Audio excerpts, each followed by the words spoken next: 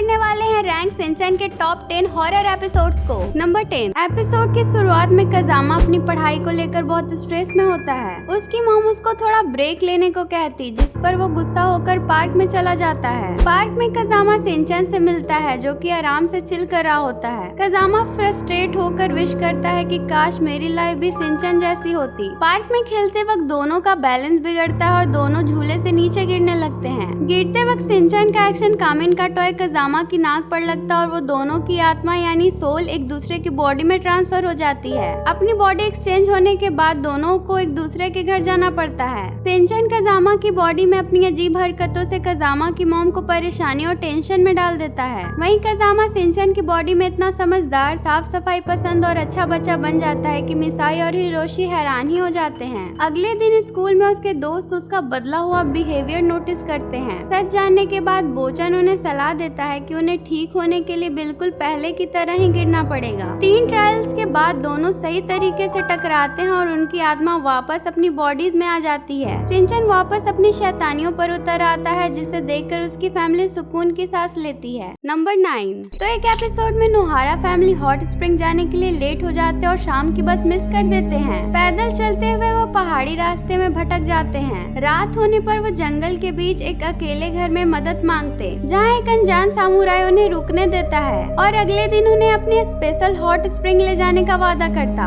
अगले दिन सामुराई उन्हें सुबह 4 बजे लेकर निकलता है। सफर में उन्हें अजीब शैडोज और एक डरावनी गुफा के अंदर घोस्ट और स्केलेटन्स भी दिखते हैं। गुफा में सामुराई भी रास्ता भूल जाता और उन पर चमगादड़ हमला कर देते हैं। जब सब उम्मीद छोड़ देते हैं तो हिमावारी रोने लगती और एक डायरेक्शन में भागने लगती है। उसको फॉलो करते हुए नोहारा फैमिली गुफा के बाहर निकल जाती है। बाहर निकलकर थोड़े फॉग के बाद उन्हें आखिरकार वो सीक्रेट माउंटेन हॉट स्प्रिंग मिल ही जाता है और वहाँ सब लोग हॉट स्प्रिंग एंजॉय करते हैं। अब माहौल थोड़ा डेंस होता है क्योंकि शिनचैन के इस एपिसोड में वो अपने डैड के साथ लेट नाइट एक हॉरर मूवी देखता है, जिसमें एक लड़की अचानक छलावा बन जाती है। इस सीन से डरकर शिनचैन उस रात बड़ी मुश्किल से सोता है। जब उसे नींद आती तो वो सपने में खुद को एक अनजान जगह पाता है, जहाँ नैनाको से मिलती है। शिनचैन जब उसे शादी के लिए पूछता है तो नैनाको हाँ कहने के लिए 3 शर्तें रखती है, लेकिन पहली शर्त बताने से पहले ही सुबह का अलार्म बज जाता और उसका सपना टूट जाता है। सुबह स्कूल जाकर शिनचैन अपने दोस्तों को इस आधे अधूरे सपने के बारे में बताता है, जिसे सुनकर सब कंफ्यूज और हैरान हो जाते हैं। उसी रात स्कूल में एक नाइट आउट होता है, जहाँ सोते ही शिनचैन दोबारा उसी सपने में पहुँच जाता। वहाँ नैनाको उसे अपनी पहली 2 शर्तों के बारे में बताती है। पहली ये कि उसे नैनाको को वक्त देना पड़ेगा और दूसरी ये कि वो जैसी भी है उसको अपनाना पड़ेगा। लेकिन जैसे ही नैनाको उसे तीसरी शर्त बताने वाली होती है, असल जिंदगी में योशिनागा मैम बिस्तर से नीचे गिरे शिनचैन को उठाने लगती है। शिनचैन की नींद खुल जाती है और योशिनागा मैम पर वो अपना गुस्सा निकालने लगता है, जिसे देखकर बाकी बच्चे भी मैम को ही ब्लेम करने लगते हैं। अगली रात शिनचैन फिर से वही सपना देखने की उम्मीद में सोता है। वो सपने में नैनाको को ढूंढ लेता और उससे जल्दी ही तीसरी शर्त भी पूछ लेता है। लेकिन जैसे ही वो पीछे मुड़ती है तो एक बड़ा ट्विस्ट सामने आता है। वो कहती है कि वो नैनाको नहीं बल्कि वही हॉरर मूवी वाली छलावा है। ये देखकर शिनचैन की रूह कांप जाती है। वो इतना डर जाता है कि अपने मॉम डैड तक को कुछ नहीं बताता और आखिर में कान पकड़ लेता है कि आज के बाद वो सोने से पहले कभी हॉरर मूवी नहीं देखेगा। नंबर 7। तो इस एपिसोड के स्टार्ट में प्रिंसिपल सर बच्चों को स्कूल में नाइट आउट के लिए बुलाते हैं और एक पुरानी भूतों की कहानी भी सुनाते हैं। जब बच्चे काउंट किए जाते हैं तो 50 के जगह 51 बच्चे निकलते हैं। सब डर जाते हैं और इवेंट कैंसिल हो जाता है। सबसे बड़ा ट्विस्ट तो तब आता है जब अगली सुबह मासूमी मैम बताती है कि वो फीवर की वजह से कल स्कूल ही नहीं आई थी। तो फिर कल रात में मासूमी मैम की जगह कौन था? और यहीं पे ये शिनचैन का हॉरर एपिसोड खत्म हो जाता है। नंबर 6। एपिसोड की शुरुआत प्रिंसिपल सर की वार्निंग से होती है कि अनजान पार्सल रिसीव करना खतरनाक हो सकता है। मिसाई को पड़ोसी से पता चलता है कि कासुकाबे में कोई अनजान आदमी पार्सल्स डिलीवर कर रहा है, जिसे देखकर लोग पागल ये गुस्से में सुसाइड कर रहे हैं। दूसरी तरफ शिनचैन टीवी पर एक्शन कामेन का एक सुपर डिटर्जेंट ऐड देखता है। इत्तेफाक से वही डिटर्जेंट एक अनजान पार्सल के जरिए उनके घर आ जाती है। मिसाई शिनचैन को वही डिटर्जेंट देकर शूज धोने को कहती है। जैसे ही शिनचैन शूज धोना स्टार्ट करता है उसका बिहेवियर बदल जाता। वो काफी दुखी और अजीब दिखने लगता है। जैसे कि वो किसी के वश में हो। मसाओ वहाँ से गुजरता है और सिंचन को देखकर डर जाता है। वो बताता है कि ये डिटर्जेंट श्रापित है और इससे पूरे कासुकाबे में मौत हो रही है, लेकिन सिंचन उसकी बात नहीं सुनता और मसाओ को धमकाकर उससे अपनी शूज साफ करवाने लगता है। जब शूज साफ नहीं होते तो सिंचन का गुस्सा बढ़ जाता है। डर के मारे मसाओ डिटर्जेंट का पूरा डब्बा टब में उलट देता है, जिसके बाद एक अनजान आवाज आती है और पूरा घर झाग से भर जाता है। रात को न्यूज में पता चलता है कि कोई भूत प्रेत का चक्कर नहीं था।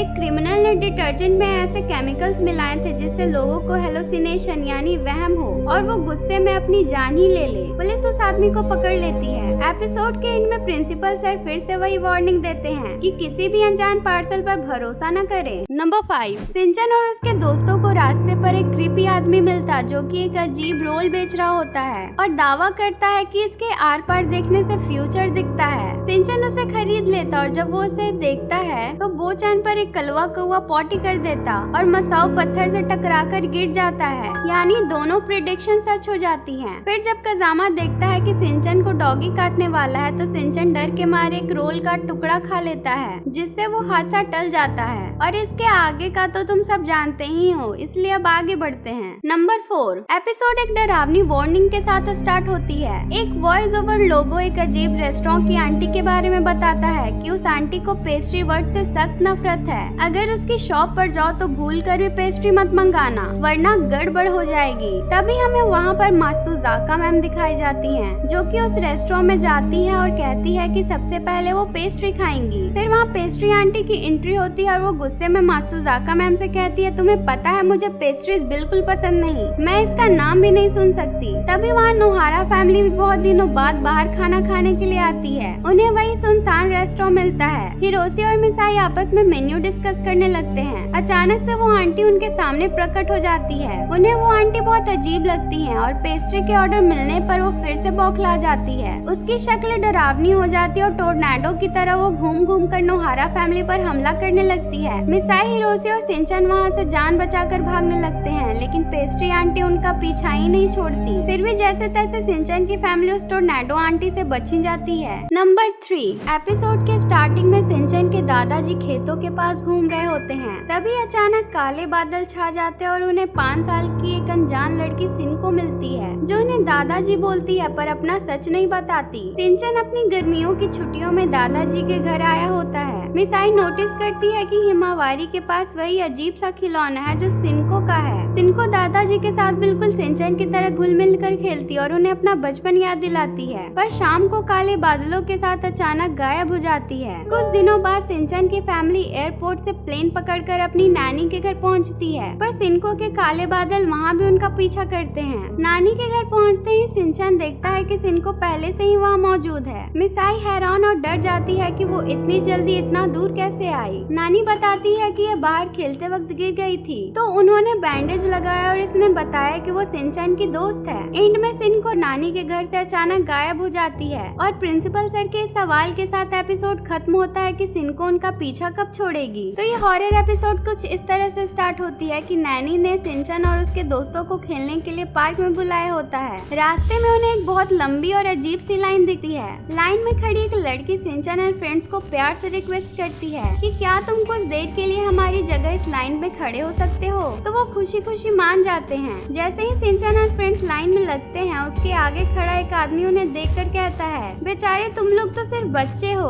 फंस गए। बहुत देर वेट करने के बाद जब वो लड़कियां वापस नहीं आती तो वो लाइन से बाहर निकलने का ट्राई करते हैं, लेकिन एक मिस्टीरियस फोर्स उन्हें बाहर निकलने ही नहीं देती। वो आदमी उन्हें बताता है कि एक बार इस लाइन में लग गए तो बाहर निकलने का सिर्फ एक ही रास्ता है कि कोई और उनकी जगह आकर वहाँ खड़ा हो जाए। अंदर जाना पर बाहर ना आना। लाइन धीरे धीरे आगे बढ़ती है और लोग एक दुकान के अंदर जा रहे होते हैं। ध्यान देने वाली बात ये थी कि लोग अंदर तो जा रहे थे पर अंदर से कोई बाहर नहीं आ रहा था, मतलब जो अंदर गया वो हमेशा के लिए गायब। जैसे ही सिंचन और उसके दोस्तों का नंबर आता है और दरवाजा उन्हें अंदर खींचना शुरू कर देता है, वहाँ अचानक से गुस्से में नैनी आ जाती है। नैनी के हाथों में उसके घर घर के खेलने की स्क्रिप्ट बुक होती है। तेज हवा चलने से उस बुक का एक पेज उड़कर उस अजीब दुकान के दरवाजे पर चिपक जाता है। उस पेज पर लिखा होता है, है ओवारी यानी कि द एंड। और ऐसे ही इस शिनचैन के हॉरर एपिसोड का भी द एंड हो जाता है। और अब बात करते हैं हमारे लिस्ट के सबसे खौफनाक शिनचैन के हॉरर एपिसोड की। एपिसोड के स्टार्टिंग में शिनचैन के घर एक श्रापित और हॉन्टेड डीवीडी आती है, जिससे माना जाता है कि आज तक कोई पूरा नहीं देख पाया। मिसाई स्मिथ को तोड़ने के लिए उसे अकेले देखना स्टार्ट कर देती है, लेकिन बार बार कोई ना कोई डिस्ट्रैक्शन आ ही जाता है। पहले हिमावारी का बिना बैटरी वाला मंकी टॉय अपने आप चलने लगता, फिर शिनचैन स्कूल से वापस आ जाता है। उसके बाद पड़ोस वाली आंटी आकर घंटों लंबी बातें करने लगती है। मिसाई हर बार मूवी को वहीं से स्टार्ट करती है जहाँ से वो भूत निकल रहा होता है। डिनर बनाते वक्त वो मिरर लगाकर हॉरर मूवी देखने की कोशिश करती तो शिनचैन आकर एक्शन कामेन लगा देता है। आखिरकार रात के 12 बजे जब सब सो जाते हैं तब मिसाई अकेले हॉरर मूवी फास्ट फॉरवर्ड करके देखने बैठ जाती है। इस बार उसे हेलुसिनेशन होने लगता है, उसकी आंखें अपने आप बंद होने लगती है। एंड में मिसाई की जोर से चिल्लाने की आवाज आती है और एपिसोड वहीं खत्म हो जाता है।